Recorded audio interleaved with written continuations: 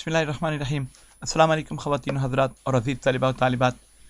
आज का lesson countable nouns और अनकाउंटेबल नाउन्स के बारे में है, यानी कि ऐसे नाउन्स जिनको हम काउंट कर सकते हैं वर्सेस, जबकि दूसरी तरफ ऐसे नाउन्स जिनको हम काउंट नहीं कर सकते। ठीक है, उनके इस्तेमाल में बुनियादी फ़र्क होता है। तो आपको आज अच्छी तरीके से समझना है ताकि आपको अगले वाले आने वाले लेसन्स में ये पता चले मिसालों के साथ, क्योंकि वो आपके एग्ज़ाम में आएंगे।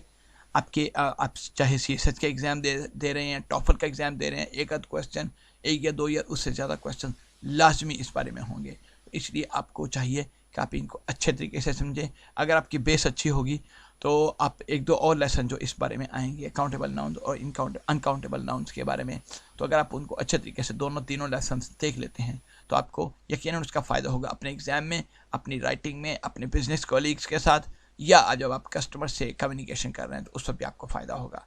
तो इंशाल्लाह जो है आज हम देखते हैं कि इन दोनों में फ़र्क क्या होता है, ये किस तरह इस्तेमाल करते हैं। और अगर आपको समझ नहीं आ रही, कन्फ्यूज़ हैं आप कि ये आया जो लफ्ज़ है ये काउंटेबल नाउन है या अनकाउंटेबल नाउन है, तो फिर आपने उसको कैसे इस्तेमाल करना है, ये एक इम्पॉर्टेंट क्वेश्चन है। तो लेट्स स्टार्ट नाउ।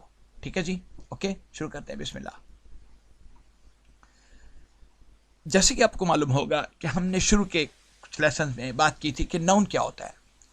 नाउन एक बुनियादी तौर पे मैं अभी दोहराई देता हूँ ताकि जो स्टूडेंट्स नए आए हैं उनको कन्फ्यूजन न रहे, उस बारे में अच्छे तरीके से समझ लें। नाउन बुनियादी तौर पे ये होता है कि वो एक ऐसा लफ्ज़ है जो किसी शख्स, जगह, चीज़ या आइडिया को बयान करता है। आइडिया के बारे में हमने बचपन में नहीं पढ़ा था, लेकिन अभी मैं आपको बता देता हूँ कि ऐसा वर्ड जो कि एक पर्सन को, प्लेस को, थिंग को या आइडिया को डिस्क्राइब करता है, उसको हम नाउन कहते हैं।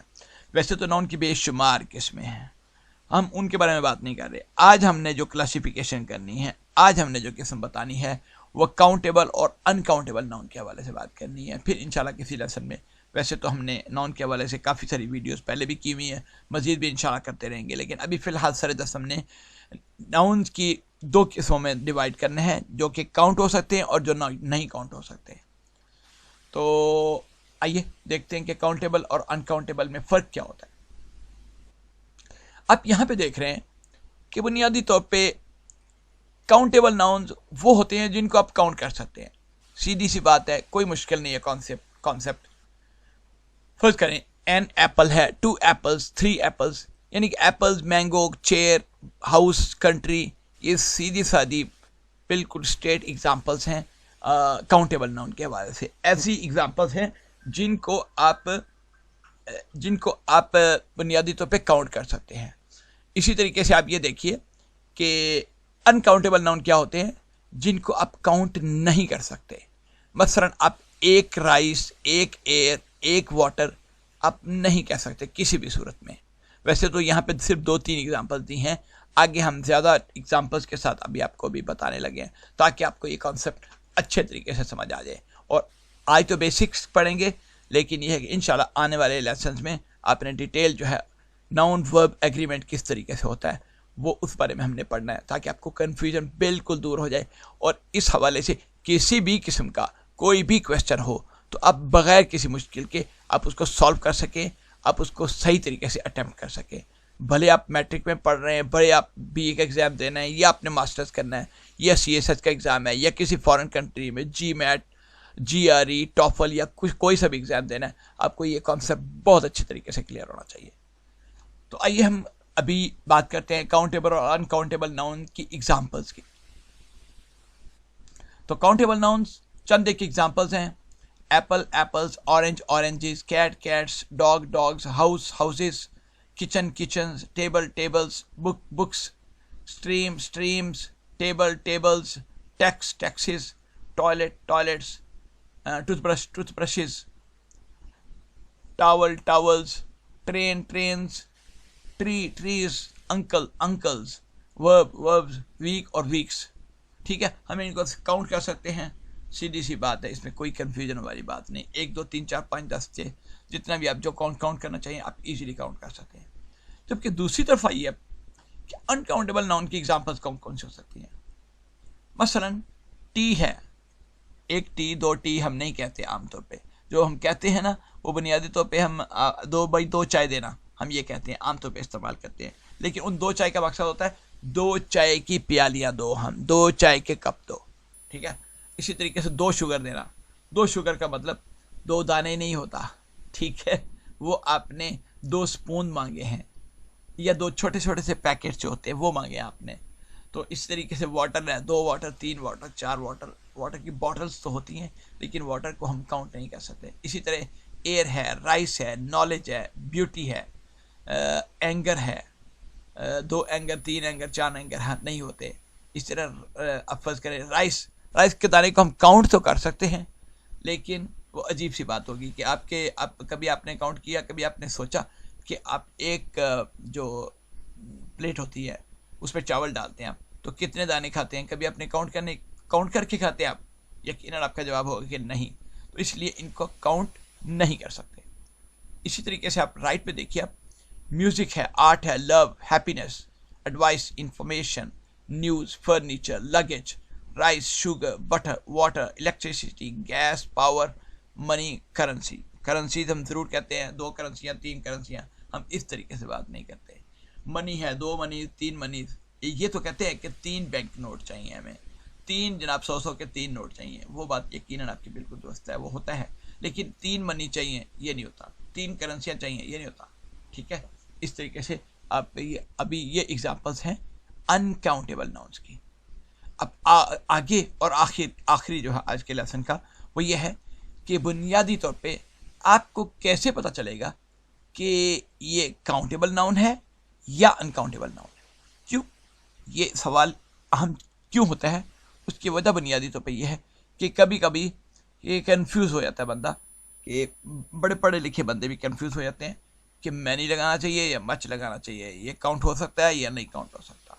आइए हम एक हिंट आज बात करेंगे, एक हिंट मैं आपको दूंगा कि जब आप कंफ्यूज हो, आपको मालूम नहीं हो कि ये काउंटेबल नाउन है या अनकाउंटेबल नाउन है, तो फिर आपने कौन सा लफ्ज़ इस्तेमाल करना है उनसे पहले, कौन कौन से लफ्ज़ों में से आप कौन सा लफ्ज़ आप इस्तेमाल करना चाहते हैं, एक कोई सा भी, ताकि आपको कोई बंदा गलत नहीं कहे, ना आपका कोई बंदा को मार्क्स काट सके, ना आपको कोई और किसी किस्म की कन्फ्यूजन हो। तो आपको ये लफ्ज़ लाजमी याद करने हैं, ख़ास तौर पे उन लोगों के लिए, ख़ास तौर पे उन लड़के लड़कियों के लिए जो एग्ज़ाम की तैयारी कर रहे हैं, या CSF का एग्ज़ाम दे रहे हैं, या टॉफल के बारे में सोच रहे हैं। उस तरह के लोगों के लिए ये बात बहुत अहम हो जाती है कि अगर हमें if we don't know which ones are these, के काउंटेबल्स हैं या अनकाउंटेबल्स हैं, तो हमें क्या इस्तेमाल करें।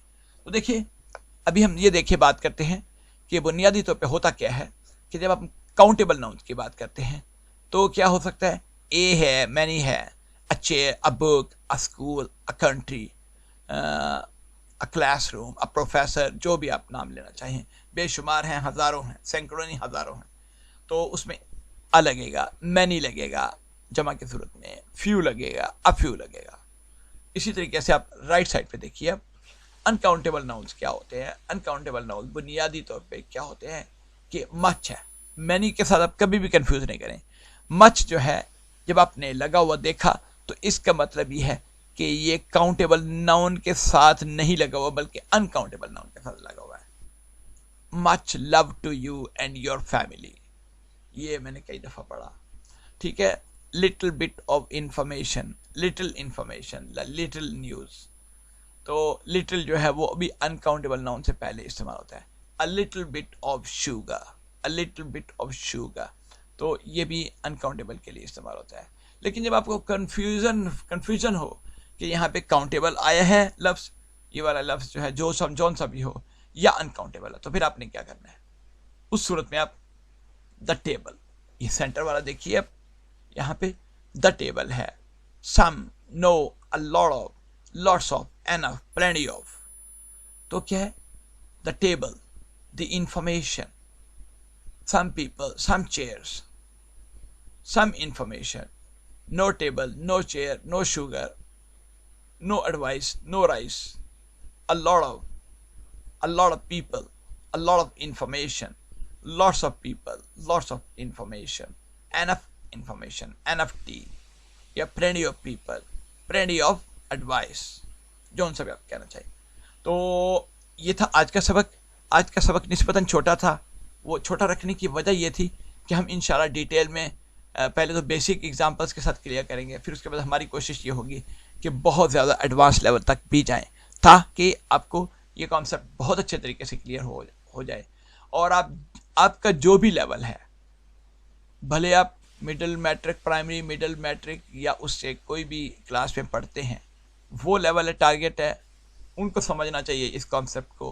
प्लस हमारे जो फ्रीलांसर्स हैं जिन्होंने डेली बेसिस पे अपने कस्टमर के साथ, पोटेंशियल कस्टमर के साथ कम्युनिकेशन करना होती है।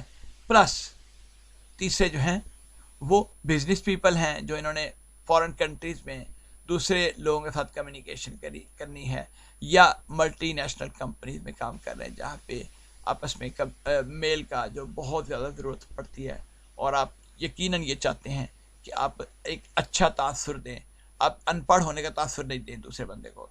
तो इसलिए आप इनको अच्छे तरीके से समझ जाइए। तो इंशाल्लाह अगले लेसन में इंटरमीडिएट टू एडवांस लेवल की हम बातें करेंगे, ख़ास तौर पे इस टॉपिक के हवाले से। तो उम्मीद है आपको आज का टॉपिक समझ आया होगा। तो इंशाल्लाह अगले लेसन में मिलते हैं, उस वक्त तक के लिए अल्लाह हाफिज़ और सलाम अलैकुम।